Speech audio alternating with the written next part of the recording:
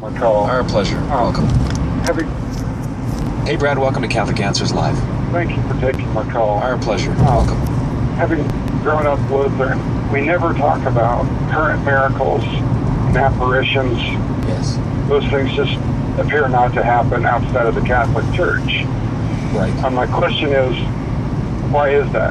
Why? Well, yes, Brad, I think it's a great question. And if you think about it, Brad, historically, what you're saying is absolutely true.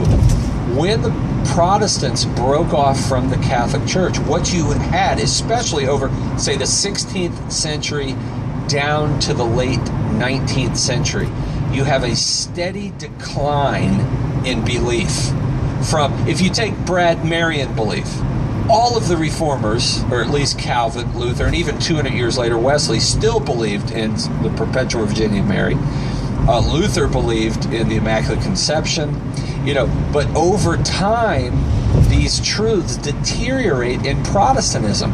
Further, Brad, you don't have valid orders, and this is where the power comes from.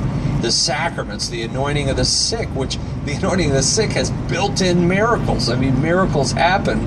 I know my own father, Brad, was healed. My brother, who is a priest, anointed him after having a stroke, and he was completely healed. Blood pressure returned to normal, no scarring on the brain. It's as if he didn't have a stroke. Plus, God healed him. He had a knee that had no cartilage left. He was ready to have knee replacement surgery, and he got brand new cartilage in his knee. I saw that with my own eyes. I wheeled him around in a wheelchair before, and I saw him jumping up and down on his left leg afterward. Brad, but the power comes from the sacraments. Now, Brad, it's possible for miracles to happen outside of the visible boundaries of the church. It does.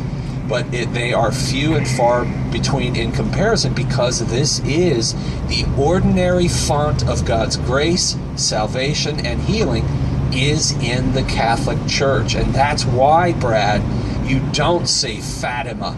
You don't see Lourdes. You don't see these powerful manifestations of miracles that are visible not just to believers but to unbelievers alike. Does that make sense, Brad?